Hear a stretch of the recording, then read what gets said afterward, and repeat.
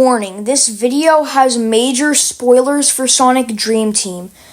If you I highly recommend playing the game first before watching this video, because not only am I talking about the entire game, I'm also there's also going to be gameplay getting shown, so this video has major spoilers. You have been warned. Hi guys, Ayan here, and today I just finished playing and beating the mainline story of Sonic Dream Team, and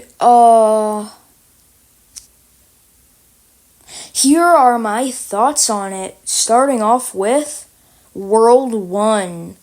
Now, World 1, I feel like it's sort of like what I'm trying to say is it's weird, because really the only types of my opinion on stuff like this is the only types of levels I don't really like are the rushed ones, and because plus whenever you die, the cutscene takes time also, and unlike when you're paused, the timer still goes down in those levels in the checkpoint and reach the end in a certain amount of time. But personally, the level design is amazing, and it's such a shame when you have you're being it's such a shame sometimes when you're being forced to go fast in the timed levels, because the levels have so much detail and it's so good, and it's the perfect mix of you can go really fast and platformer. It's the perfect amount of each. So yeah, and the boss of World 1, it has such a good design, and it's so good for it's the perfect first world boss. Whenever I first played it, amazing boss fight. This is one of my new favorite characters. So yeah, and I really like how you unlock characters as you go, and I really like how you can go back and play the bosses, and you have different challenges for them. So yeah. Anyways, World 2. Now, World 2 is called Dream Factory, and personally, I have a weird opinion on World 2. The overall theme of it's cool, but the design of it can sometimes get annoying and repetitive for me, because it's a good design, but at the same time, this is when some of the levels started to get repetitive for me with all the challenges.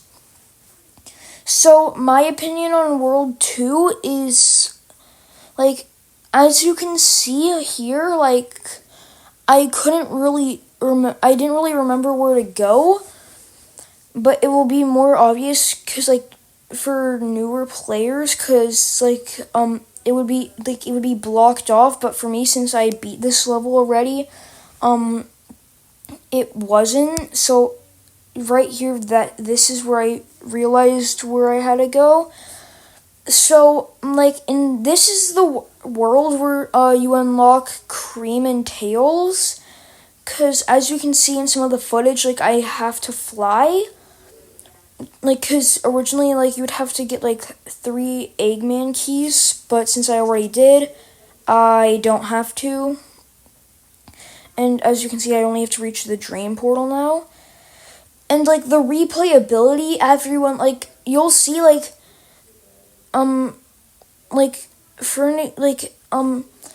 there will be areas where you have to use Rouge and Knuckles to get to. But since usually in this part of the game you don't have them, like, you're gonna have to wait more to get them. Anyways, moving on to the boss. Anyways, so the boss, personally, this is one of my, like, no hate towards the boss. Like, and, like, it's perfectly fine if you like this boss. But personally, in my opinion, this is my least favorite boss in the game. It just tends to get repetitive. Something cool about it, though, is, like, you can choose, like, which one of these here, like, you can attack. Now, you might be wondering why it says 4. But as you can see here, there's also a red one. Now, also what you can see is that this introduces phases. In this one, somehow I guessed in my playthrough it was going to be a mech. I'm like, no, this is a mech, and I was proved wrong, and then it was proved right. Anyways, like, as you can see here, like, I did have to speed up the footage a little bit, otherwise this video would be several parts long, and I don't think we want that. So, yeah, anyways, personally, like, plus we still have 2 more worlds to do, anyways. Personally, so, like, yeah. Anyways, moving on to World 3, one of the minnest worlds in the game. Nightmare Maze is the 3rd world. I don't hate this world as much as of the repetitiveness of World 2, and it's nowhere near World 1. World 1 is beautiful. Anyways, so as you can see around the beginning, it's a maze. What more can I say? It's a maze. Oh yeah, you also unlock Rouge and Knuckles. That's cool. Yippee. So, yeah, it has some pretty cool design. There's not much to say about this, so moving on to the boss. Anyways, the boss is terrible. Food Bananas, this is not your game review, it's my game review. Sorry, Food Bananas really hates this boss. He thinks it's really annoying. This boss is one of the worst bosses. Food Bananas leave. It's one of the best bosses in the game, in my opinion. The music is amazing. The design is amazing. And oh, I forgot to mention, this is an Apple Arcade game. I've not seen a game this good since what, like Angry Birds or something? Like, amazing. So, like, yeah. It's one of the best bosses in the whole game. So, yeah. Oh, by the way, the reason it has such low health is because of that. It also has phases, and like it looks really weird, but like once you get used to it, like yeah, it's just kind of weird. Also, you might realize like it's getting further away from him. I'll let you see why. Yeah, it's like you're building like your own path. So yeah, World 4. World 4 Ego City. I know it's pronounced that way because when recording this, I heard a voice on of Eggman saying it that way. I think it's pronounced Ego City. Anyways.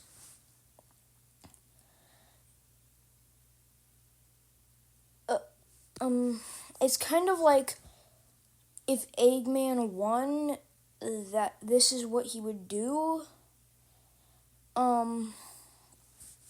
It's a pretty decent world. This world does look cool at first, but when you get used to it, it does get repetitive fast. Yeah.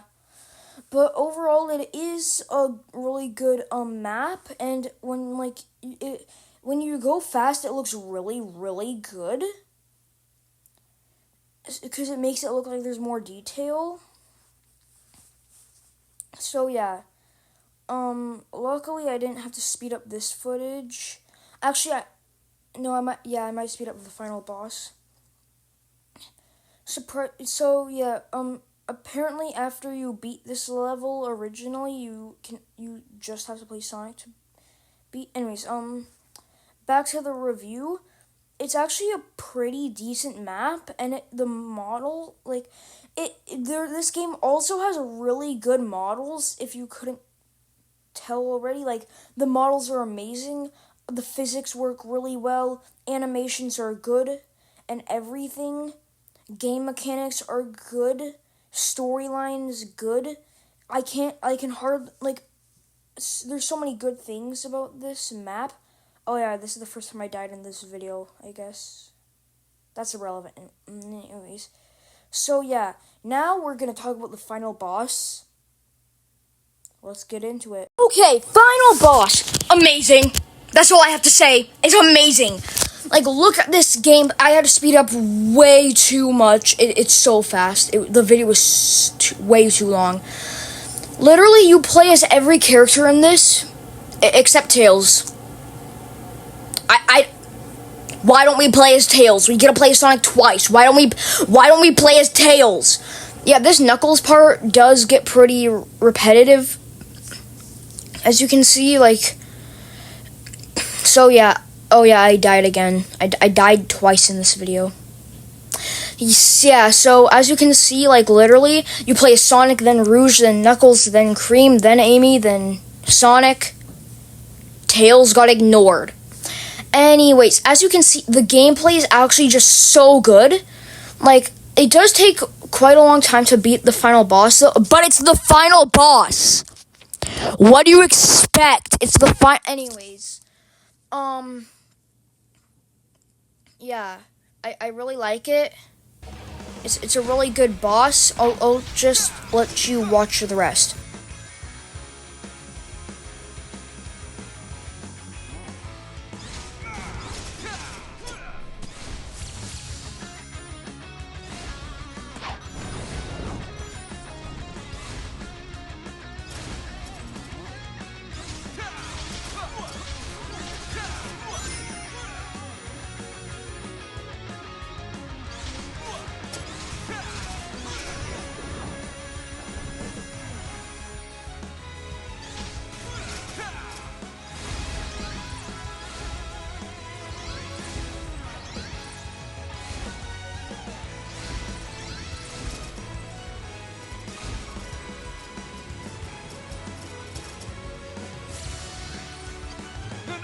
Over, Eggman.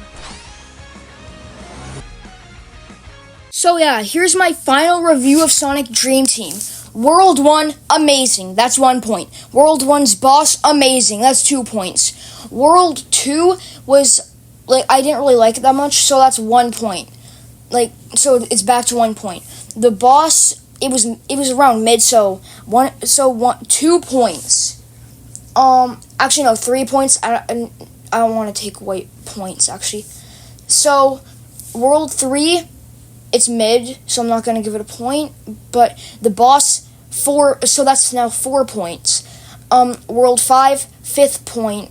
World 6, no, sorry, not, there's no World 5 or 6. I meant I meant World 4. World 4's up to 4 points now.